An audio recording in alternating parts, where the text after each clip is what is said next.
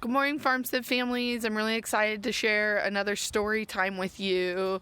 Today we have Alexander and the terrible, horrible, no good, very bad day. I hope you all enjoy. I went to sleep with gum in my mouth, and now there's gum in my hair.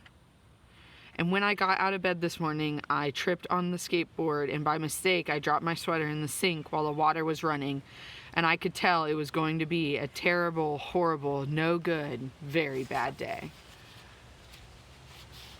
At breakfast, Anthony found a Corvette Stingray car kit in his breakfast cereal box, and Nick found a junior undercover agent code ring in his breakfast cereal box. But in my breakfast cereal box, all I found was breakfast cereal. I think I'll move to Australia. In the carpool, Miss Gibson let Becky have the seat by the window. Audrey and Elliot got seats by the window too. I said I was being scrunched. I said I was being smushed. I said if I don't get a seat by the window, I'm gonna get car sick. No one even answered. I could tell it was going to be a terrible, horrible, no good, very bad day. At school, Miss Dixon liked Paul's picture of the sailboat better than my picture of the invisible castle. At singing time, she said I sang too loud. And counting time, she said I left out 16. Who needs 16? I could tell it was going to be a terrible, horrible, no good, very bad day. I could tell because Paul said I wasn't his best friend anymore. He said that Philip Parker was his best friend, and that Albert Moyo was his next best friend, and that I was only his third best friend. I hope you sit on a tack, I said to Paul. I hope the next time you get a double-decker strawberry ice cream cone, the ice cream part falls off of the cone and lands in Australia. There were 2 cupcakes in Phil Parker's lunch bag, and Albert got a Hershey bar with almonds. Paul's mother gave him a piece of jelly roll that had a little coconut sprinkles on top. Guess whose mother forgot to put in a dessert? It was a terrible, horrible, no good, very bad day. That's what it was, because after school, my mom took us all to the dentist, and Dr. Fields found a cavity just in me. Come back next week and I'll fix it, said Dr. Fields.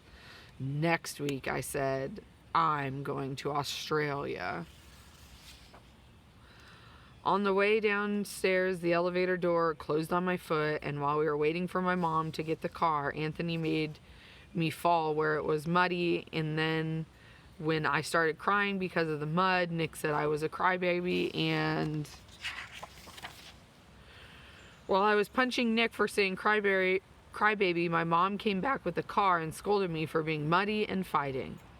I am having a terrible, horrible, no good, very bad day, I told everybody, and no one even answered. So then we went to the shoe store to buy some sneakers. Anthony chose white ones with blue stripes. Nick chose red ones with white stripes. I chose blue ones with red stripes. But the shoe man said, we are all sold out. They made me buy plain old white ones, but they can't make me wear them. When we picked up my dad at his office, he said I couldn't play with his coffee machine, but I forgot. He also said to watch out for the books on his desk, and I was careful as I could be, except for my elbows. He also said don't fool around with his phone, but I think I called Australia. My dad said please don't pick him up anymore. I was having a terrible, horrible, no good, very bad day. There was lima beans for dinner. I hate limas. There was kissing on TV. I hate kissing. My bath was too hot. I got soap in my eyes. My marble went down the drain. I had to wear my railroad train pajamas. I hate my railroad train pajamas. When I went to bed, Nick took back the pillow he said I could keep, and the Mickey Mouse night light burned out, and I bit my tongue. The cat wants to sleep with Anthony, not me. It's been a terrible, horrible, no good, very bad day. My mom says some days are like that. Even in Australia. I hope you enjoyed the story. See you next week.